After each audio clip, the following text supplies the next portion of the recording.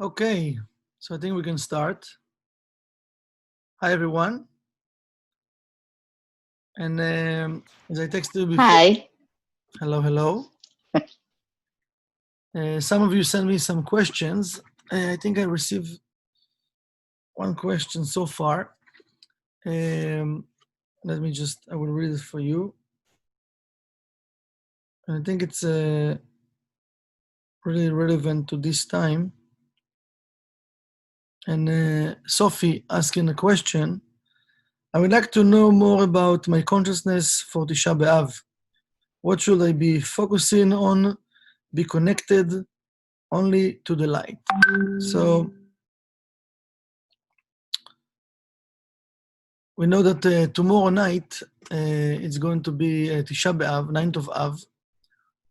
And as we all know, it's a very special time for all of us, not just the 9th of Av, the 3 weeks in general. They are very special weeks and times. As I have explained, that in any time at the year that we have time what we're saying that there is a hard energy or negative energy, there is over there a concealed light. So I heard a lecture of Michael Berg. It was a short lecture about 9 of Av. And I would like to share with you some points that might help all of us to connect tomorrow night to the connection. So Michael shared that as we know, there is a lot of things that happen in 9 of Av, a lot of distractions, right? For example, the Holy Temple, as we know, the Holy Temple was sharing light and energy and blessings to the entire world. It says when the temple were exist, it was peace in the world. Can you imagine peace in the world? Something like we can now just can imagine, but that was the case. So the two temples fall on Tisha B'Av. There are many other things that happen, but Michael explained that that wasn't the reason of 9 of Av. We know there is a cause for everything. And in order for us to connect with the blessings of Tisha B'Av, the 9th of Av, we need to connect with the core. And one of the things that the Zohar explained that in the time of creation, we know that the light were good. It says in the Zohar and it says in the Torah, the light is good, right? But what's happened, because the light want us to have free will, the light need to create that desire to receive for oneself alone. That desire to receive for oneself alone represent the energy of darkness. And what happened, we know that in the year, the light is controlling the entire year, 364 days. But the light give the Satan, those negative forces, 1 day. And this day is the day of Tisha B'Av.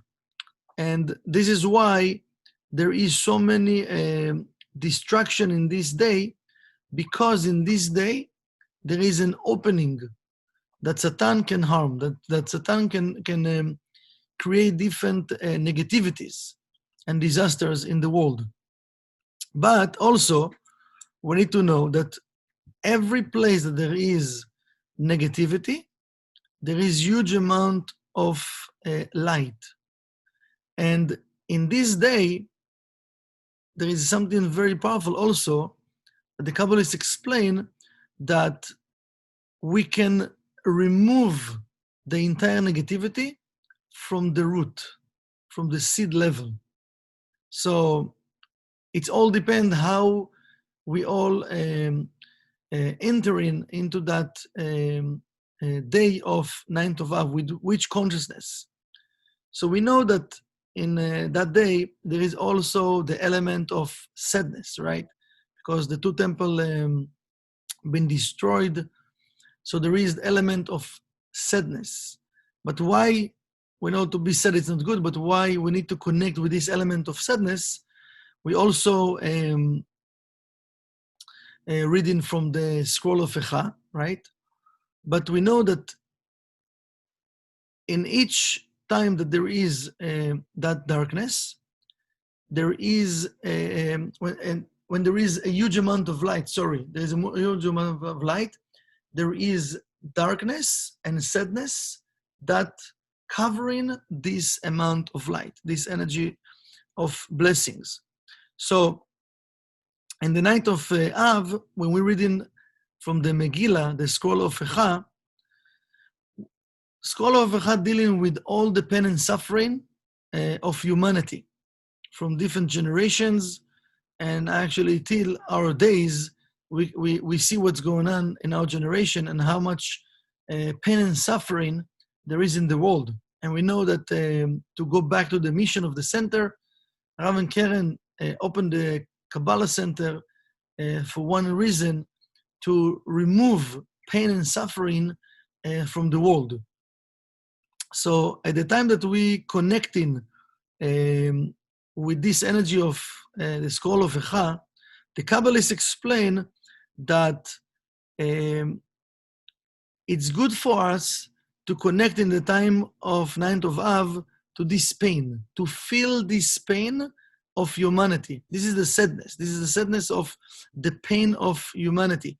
We need to feel it, because the only way, they're saying, to connect with that huge amount of light that being covered with the sadness, with the negativity, we need to break that klipa. And how we can break this klipa? By feeling the pain of humanity. And when we feel in the pain, it doesn't mean we need to stay there.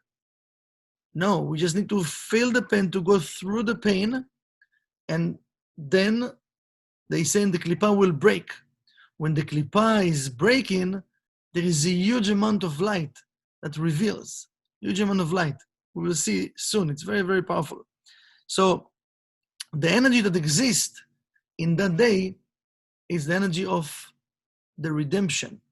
The redemption. It says also that Keren shares also in that night, the night of 9 of Av, that we know that it says, we sitting on the floor at the night of Av till we're supposed to sit on the floor till the midday, and after midday we can raise ourselves and sit on a chair. But it says also that in the temple start to burn at the afternoon of the second day. So why we sit on the floor in the first day and standing up? So it's also said that the energy of that sadness, energy of the negativity, the same way that we sit in the morning, when a person is mourning, when someone is passing away, we need to cleave all this energy, to ground all the energy of the negativity down to earth. And then what's happened in the second day, it says that, when the ones that been connected with the light of the Creator, we've been connected with the truth, the ones that break that klipa, they could see that the temple is not really burning. Yeah, the 1%, people could see that it's burning, but they saw that the temple didn't burn. And Michael Berg shared from the Ari, that the Ari explained, because it says that they sing songs. It doesn't make sense, it's 9th of Av, this time of destruction. Why they sing songs? There is a song that they sing, it says, Mizmor le'asaf. Mizmor le'asaf, Mizmor, it's a type of song. Kina, it's when a person said, so he's saying words of kina, like the scroll of Echa. But to write mizmor, like to write a song, why? So the Ari explained that when the destruction started, they fell into that pain. They fell to the pain. But then, when they saw, they light the fire inside of the temple, the holy temple, they start to sing songs. They sing songs, right? And they have huge, and Dari says they have huge happiness in that time. You know, it said, Samchu simcha gdola. They have huge happiness in that time, something that doesn't make sense. Doesn't make sense. You see the holy temple burning and you sing songs and you're happy? And Dari explain, those that been connected, that they saw the truth, they start to sing songs. They saw the truth that the temple didn't really burn. Physically, yes, but spiritually not. And they say, so, what the Kabbalists explain, if we can break that klipa in that day, we're going to connect to the huge amount of light that we never connected before. Because remember, this light has been revealed also, as Karen explained, that the Messiah, he is supposed to born in that day. Okay, so that negative day, the Messiah will be born in that day. So it says that if we want, they explain, if we want to connect with that powerful energy of the light of the Creator, we need to see the pain and to enter into the pain, and through the pain to break the klipa and to connect with the real joy and happiness that comes from the light of the Creator. Comes from the light of the Creator. We know that that also the explain, it's not to feel my pain, because we all lacking and missing things. We need to connect with the pain of the other person. So imagine if you have someone right now that you know he's going through something, going through pain, or if it's a country, right? Or if it's all humanity right now going through difficult time, right? We need somehow to enter into that pain and to feel the other person or the country, to feel that pain and to break through that klipa. We're not supposed to stay there, and to cleave ourselves with the light that just been covered with this energy of pain, with this energy of difficulty that we all facing right now. And by doing that, we can remove any type of pain and suffering, and not just for ourselves, from the world. So it means like Night of Av, it's a big, big opportunity for all of us and for humanity to remove all of that, those klipot or shells that we created, and we just blocked the light to be revealed. Okay, so this is one of the consciousness. Another thing that we can connect with, and I would like to share with you, is a story that Michael shared. It's actually one of the, Michael said that this is one of his stories that he loved, and actually I love this story also. And this story, it's about one of the students of Baal Shem Tov. He came to the Baal Shem Tov and told him, listen, I want to get married. Please help me and bless me. And the Baal Shem Tov told him, don't worry, I will help you. And after a while, it was also a woman. She came and she started to study, in the place of the Baal Shem Tov. And she came to the Baal Shem Tov one day and told him, listen, I want to get married. Please bless me and help me. He said, don't worry, I will help you. So he went to the guy and told him, listen, she's your soulmate, so, you should get married with her. He said, okay, no problem. They got married. And when they got married, the Baal Shem Tov, he went to the woman and told her, listen, you know that both of you, your two beautiful souls, they are very connected with me. So you're very close to me. So please, whatever you have difficulties in your life, don't hesitate, come to me right away. Okay? So after a while, the woman, she came to Baal Shem Tov and told him, listen, I need to get your advice. Since we got married, my husband, he doesn't want to be with me.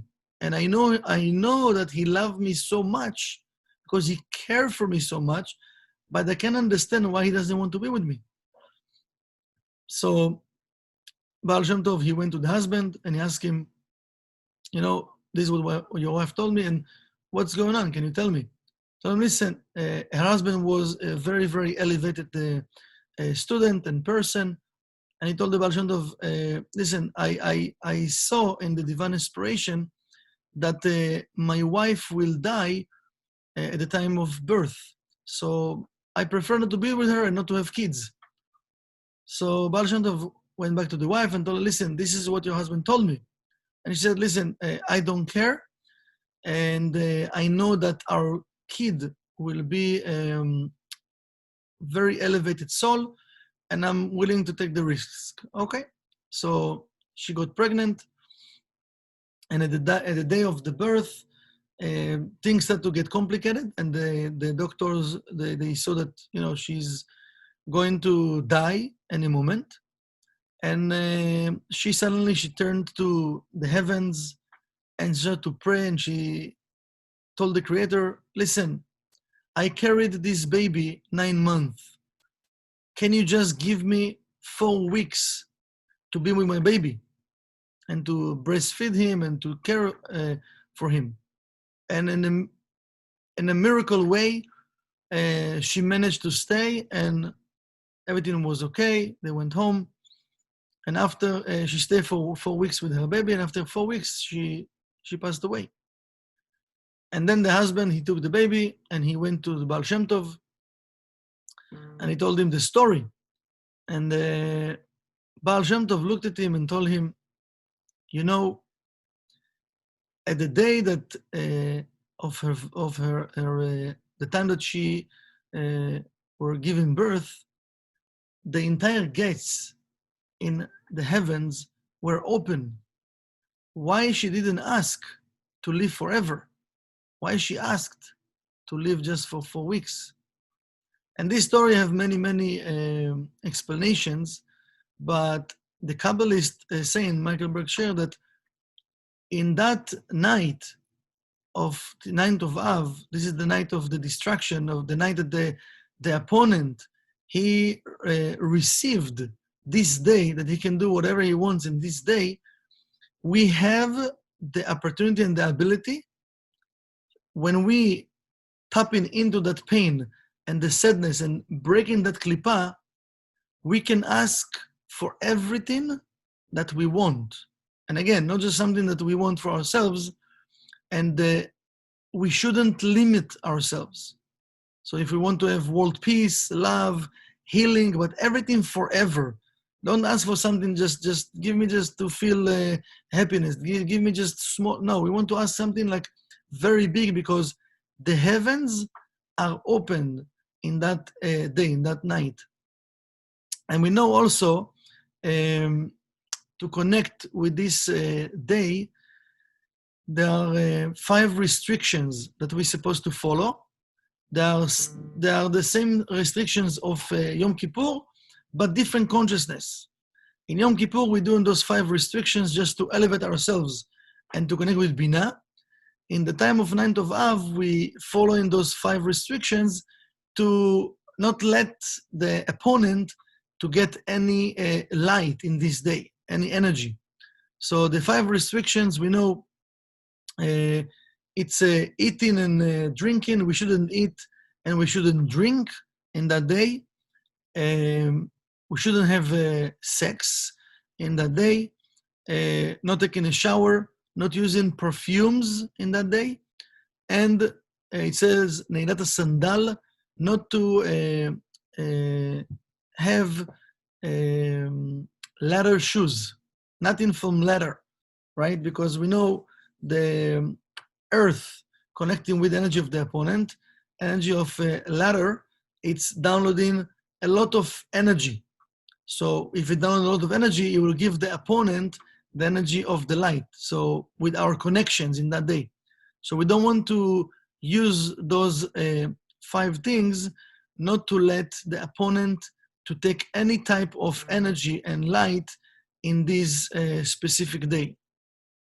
So if you have any question about what we just shared, please, or if you have a different question, please, open floor.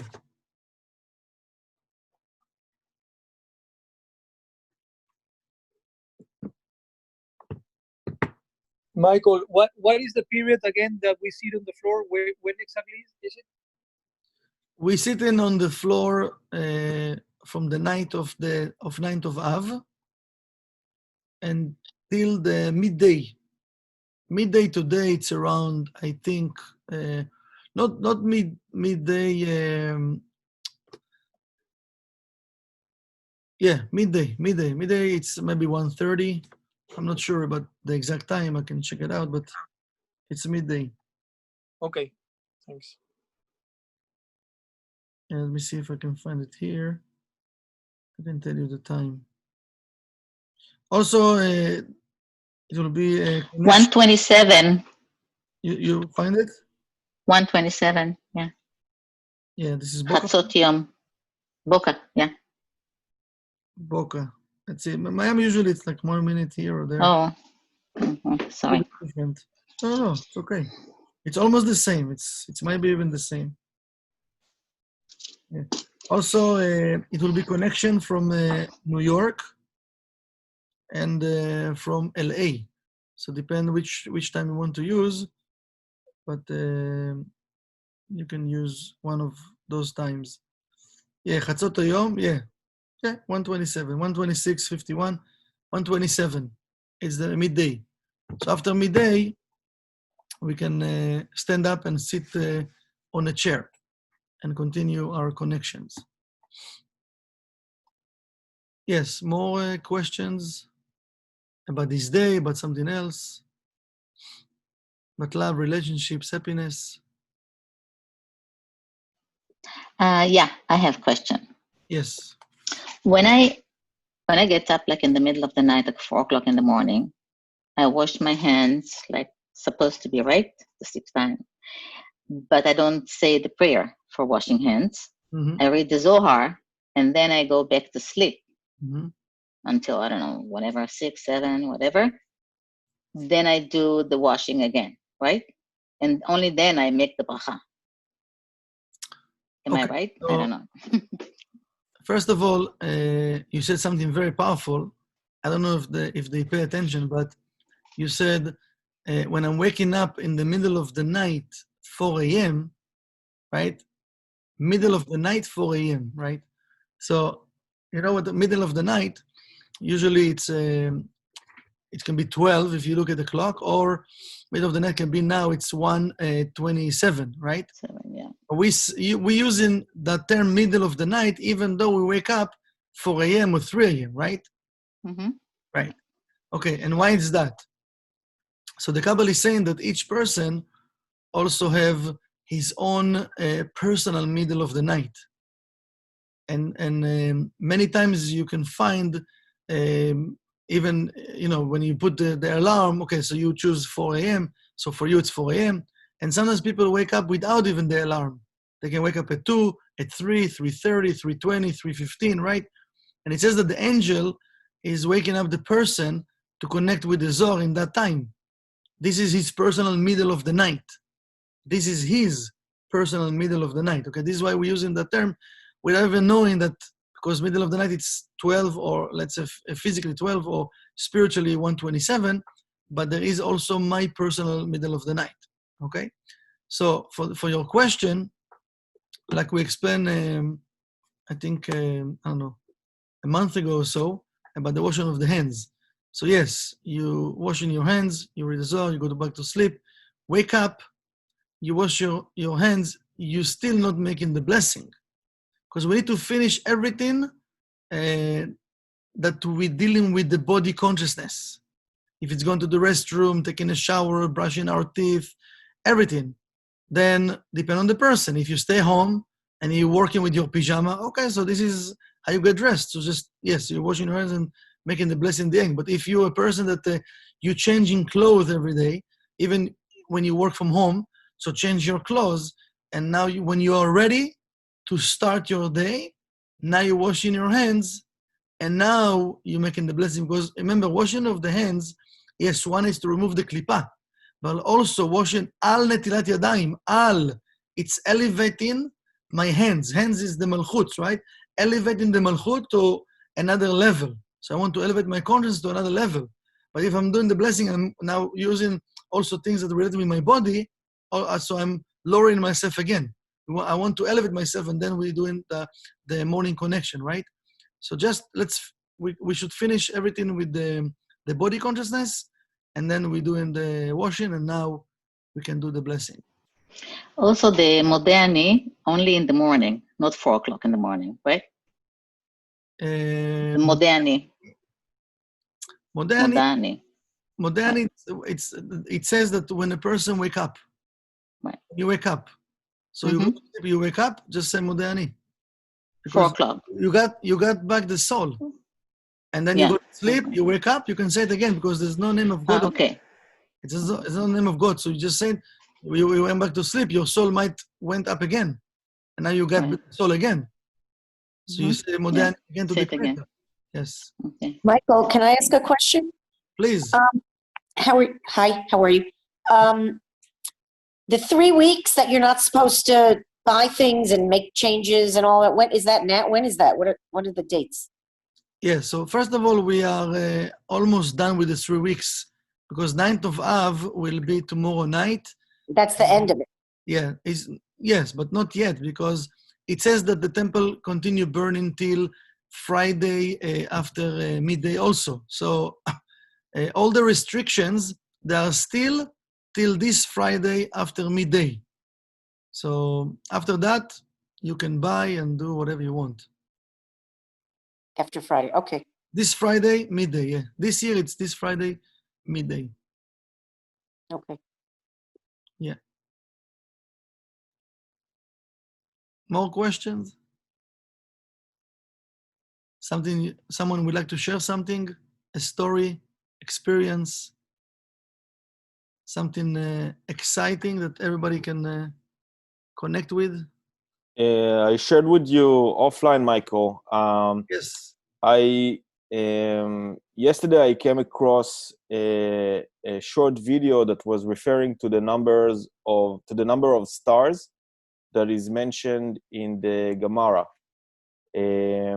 And I first of all, I very much enjoy to see whenever there is a correlation between scientific information and the Zohar. It's something that helps me personally connect.